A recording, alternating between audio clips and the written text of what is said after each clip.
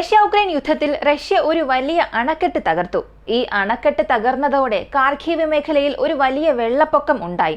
ഈ വെള്ളപ്പൊക്കം ഉക്രൈന് വലിയ നാശനഷ്ടങ്ങൾ വരുത്തി. അതോടൊപ്പം റഷ്യയ്ക്ക് അവരുടെ യുദ്ധതന്ത്രം മാറ്റാനുള്ള ഒരവസരവും ലഭിച്ചു. ഇതിനെക്കുറിച്ചൊക്കെ നമ്മൾ കഴിഞ്ഞ വീഡിയോയിൽ സംസാരിച്ചതാണ്. ഇതിന് പിന്നാലെ റഷ്യയും ഉക്രൈനും തമ്മിൽ നിരവധി സംഭവങ്ങൾ നടന്നു. റഷ്യയിലെ മറ്റൊരു റിഫൈനറി ഉക്രൈൻ വീണ്ടും ആക്രമിച്ചു. എന്നാൽ ഇതിൽ ഏറ്റവും വലിയ വാർത്ത, ഇതുവരെയും UK എന്താണ് പറഞ്ഞുകൊണ്ടിരുന്നത്?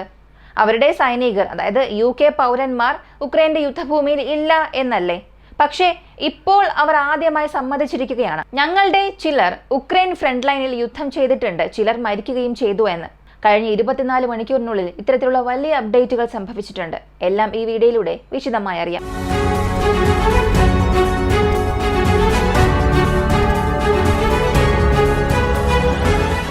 ഡിസംബർ 9 ഉക്രൈനിൽ നിന്നും മറ്റൊരു പ്രധാനപ്പെട്ട വാർത്ത പുറത്തു വന്നു. ഉക്രൈൻ അവരുടെ വലിയൊരു ആയുധം ടെസ്റ്റ് ചെയ്യുന്നതിനിടയിൽ ഒരു അപകടം സംഭവിച്ചു. ഈ അപകടത്തിൽ UK പൗരത്വമുള്ള 3 എഞ്ചിനീയർമാർ, അതിപ്പോ മിസൈൽ എഞ്ചിനീയർമാരാണോ അല്ലെങ്കിൽ ടെക്നിക്കൽ സ്റ്റാഫോ, ആരോ മരിച്ചു എന്നൊരു വാർത്ത ടെലഗ്രാം ചാനൽ ആദ്യം ലീക്കായി.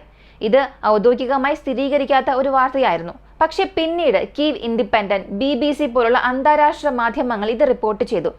റഷ്യയ്ക്ക് അനുകൂലമായ ടെലഗ്രാം ചാനൽസ് പറയുന്നതനുസരിച്ച് അണക്കെട്ട് തകർന്നതിന് ശേഷം റഷ്യ അവിടെ നിന്നും വലിയൊരു ആക്രമണം തുടങ്ങാൻ സാധ്യതയുണ്ടായിരുന്നു. അതിനെ പ്രതിരോധിക്കാനായി ഉക്രൈൻ അവരുടെ ഏറ്റവും അത്യാധുനിക സൈനികരെ ആ ഭാഗത്തേക്ക് മാറ്റുകയായിരുന്നു. ആ സംഘത്തിൽ 3 മുതൽ 5 വരെ UK പൗരത്വമുള്ള വിദേശ മേഴ്സണറിമാരുണ്ടായിരുന്നു. അപകടത്തിൽ അവർ മരിച്ചു എന്നുമാണ് റിപ്പോർട്ട്. പണം വാങ്ങി യുദ്ധം ചെയ്യാൻ വരുന്ന ഫോറിൻ മേഴ്സണറിമാർ അവിടെ ഉണ്ടായിരുന്നു. റഷ്യ നടത്തിയ ഒരു മിസൈൽ ആക്രമണം ഇവർ തങ്ങിയിരുന്ന സ്ഥലത്തിന് നേരെ പതിച്ചതുകൊണ്ട് 29 പേർ മരിച്ചുവെന്ന റിപ്പോർട്ടാണ് പുറത്തു വന്നത്. അവരിൽ 3 പേർ UK പൗരന്മാർ എന്നാണ് പറയുന്നത്. പക്ഷേ ഉക്രൈൻ മീഡിയയും BBC പോലുള്ള മാധ്യമങ്ങളും പറയുന്നത് ഒരൽപ്പം വ്യത്യസ്തമാണ്.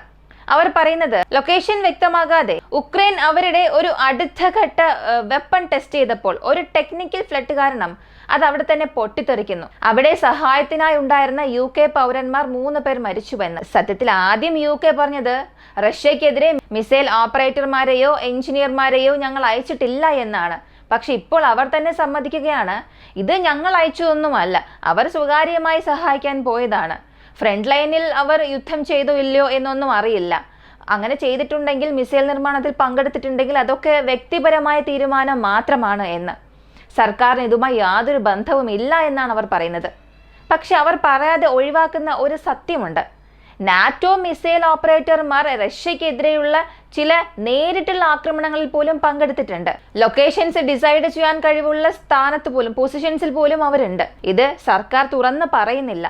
ഇനി അടുത്ത് സംഭവിച്ചൊരു കാര്യം എന്തെന്നറിയാൻ, സിസാൻ ഓയിൽ ഫെസിലിറ്റിയുടെ നേരെ ഉക്രൈൻ വീണ്ടും ഒരു ആക്രമണം നടത്തി. 1 മാസം മുൻപ് ഇതേ റിഫൈനറിയിൽ ഉക്രൈൻ ഡ്രോൺ ആക്രമണം നടത്തിയിരുന്നു. അന്ന് 5 റിഫൈനിങ് യൂണിറ്റുകളിൽ 2 പൂർണ്ണമായും പ്രവർത്തനരഹിതമായി. റഷ്യ അവയെ വീണ്ടും പ്രവർത്തനക്ഷമമാക്കാൻ ശ്രമിക്കുമ്പോൾ ഉക്രൈൻ മറ്റൊരു ഡ്രോൺ ആക്രമണം അവിടെ നടത്തിയിരിക്കുകയാണ്. റഷ്യയുടെ പ്രതിരോധ മന്ത്രാലയം പറയുന്നതനുസരിച്ച് 40-ലധികം ഡ്രോണുകൾ ഉപയോഗിച്ചിട്ടുണ്ട്. അവയിൽ 35 ഡ്രോണുകളെ ഞങ്ങൾ വെടിവെച്ച് തകർത്തിട്ടുണ്ട്. മറ്റുള്ള 5 ഡ്രോണുകൾ ഇലക്ട്രോണിക് ജാമിങ്ങിലൂടെ വീഴ്ത്തിയെന്നും റഷ്യ പറയുന്നു. പക്ഷേ 2 ഡ്രോണുകൾ ലക്ഷ്യത്തെ തൊട്ടുവെന്നും അവിടെ സ്ഥിരീകരിക്കുന്നുണ്ട്. പക്ഷെ ഇതിനെ റഷ്യ പറയുന്നത്, ഞങ്ങൾ തകർത്ത ഡ്രോണുകളുടെ അവശിഷ്ടങ്ങൾ താഴെ വീണതുകൊണ്ടാകാം അവിടെ തീപിടുത്തം ഉണ്ടായത് എന്ന്. ഉക്രൈനും ഇത് തന്നെയാണ് പറയുന്നത്, റഷ്യയും ഇത് തന്നെയാണ് പറയുന്നത്. എന്തായാലും റിഫൈനറിയിൽ ഉണ്ടായ വൻ തീപിടുത്തത്തിന് ഡ്രോൺ ഇമ്പാക്ട് തന്നെയാണ് കാരണം. അടുത്തറിയേണ്ടത്, ഡൊണാൾഡ് ട്രംപ് ഉക്രൈനെ വിമർശിച്ചൊരു കാര്യമാണ്. ട്രംപ് മുൻപും ഉക്രൈന്റെ അഴിമതിയെക്കുറിച്ച് സംസാരിച്ചിട്ടുണ്ട്. പക്ഷെ ഇപ്പോൾ അദ്ദേഹം കൂടുതൽ ശക്തമായ വാക്കുകൾ ഉപയോഗിച്ച് യൂറോപ്പിനെ തന്നെ വിമർശിച്ചിരിക്കുകയാണ്. ട്രംപിന്റെ വാക്കുകൾ ഇങ്ങനെയാണ്: യൂറോപ്പ് ഒരു രാഷ്ട്രീയമായി ക്ഷയിച്ച ദുർബലമായ നേതൃത്വത്തിലാണ് ഇപ്പോഴുള്ളത്. അതുകൊണ്ടാണ് ഈ റഷ്യ ഉക്രൈൻ യുദ്ധം ഇത്രത്തോളം ദൈർഘ്യമാകുന്നത്. ഇങ്ങനെയുള്ള വാക്കുകളിലൂടെ അദ്ദേഹം യൂറോപ്പിനെതിരെ വളരെ കഠിനമായ പരാമർശമാണ് നടത്തിയിരിക്കുന്നത്. ഇങ്ങനെയുള്ള വാക്കുകളൊക്കെ സാധാരണ എപ്പോഴാണ് ഉപയോഗിക്കുന്നത് എന്നറിയണ്ടേ? ഇനി നിങ്ങൾക്കും എനിക്കും യാതൊരു ബന്ധവുമില്ല, നമുക്കൊന്നും ശരിയാവുകയില്ല, വാ നമുക്ക് നേരിട്ട് യുദ്ധം ചെയ്യാം, നിങ്ങളെ ഞാൻ ഇനി ഒരിക്കലും വിട്ടുവയ്ക്കില്ല, ഇങ്ങനെ ഒരു മൈൻഡ് സെറ്റിൽ വന്നാൽ മാത്രമേ, അല്ലെങ്കിൽ ഇങ്ങനെയുള്ളൊരു സാഹചര്യങ്ങളിൽ മാത്രമേ രാഷ്ട്രീയത്തിൽ ഇങ്ങനെയുള്ള വാക്കുകൾ, നിലപാടുകളൊക്കെ എടുക്കുക. അപ്പോൾ ഇവിടെയും ട്രംപ് യൂറോപ്പിനെതിരെ ഇങ്ങനെയുള്ള വാക്കുകൾ നേരിട്ട് ഉപയോഗിച്ചിട്ടുണ്ട്. ഇതിന് പിന്നിലുള്ള കാരണം എന്താണെന്ന് അറിയണ്ടേ? റഷ്യ ഉക്രൈൻ യുദ്ധം അവസാനിപ്പിക്കാൻ അമേരിക്ക എത്ര ശ്രമിച്ചിട്ടും യൂറോപ്യൻ യൂണിയനിലെ ചില രാജ്യങ്ങൾ ഇടപെടുന്നത് കൊണ്ടാണ് യുദ്ധം നീണ്ടുകൊണ്ടുപോകുന്നത്. ട്രംപിന്റെ അഭിപ്രായത്തിൽ പോരാട്ടം ഇത്രയും നീണ്ടതിൽ യൂറോപ്യൻ രാജ്യങ്ങളുടെ കൃത്യമായ ഉത്തരവാദിത്വമുണ്ട്. അവർ അമേരിക്കയുടെ നിർദ്ദേശങ്ങൾ കേട്ടിരുന്നുവെന്നുണ്ടെങ്കിൽ യുദ്ധം നിമിഷങ്ങൾക്കുള്ളിൽ നിർത്താനാകുമായിരുന്നു.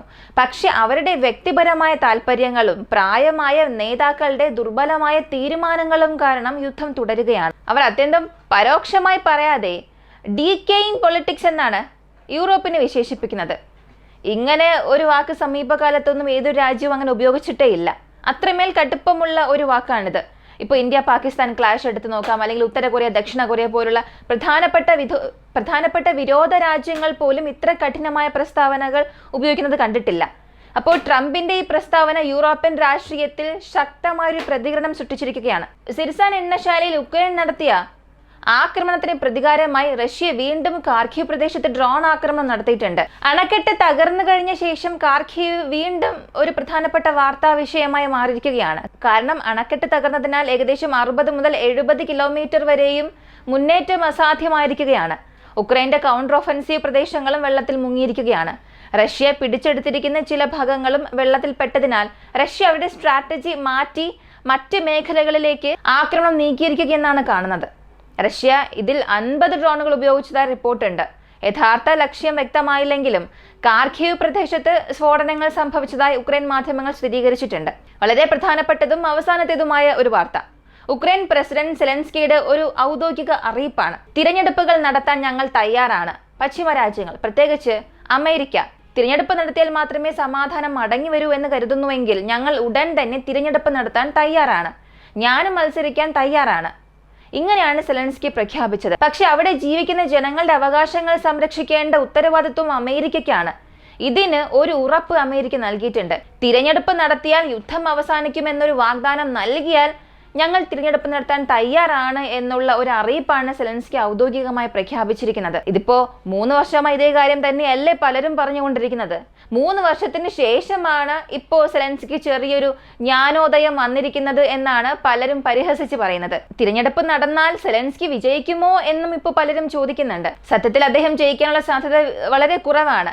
കാരണം 2023 ഈ ചോദ്യം ചോദിച്ചിരുന്നു എന്നുണ്ടെങ്കിൽ അന്ന് സെലൻസ്കി ഉക്രൈന്റെ ഏറ്റവും വലിയൊരു ഹീറോ ആയിരുന്നു. സ്വന്തം ജനങ്ങളുടെ അവകാശങ്ങൾ ഒരിക്കലും വിട്ടുകൊടുക്കില്ല എന്ന് പറഞ്ഞ് പോരാടിയ ഒരു ഹീറോ ആയിരുന്നു.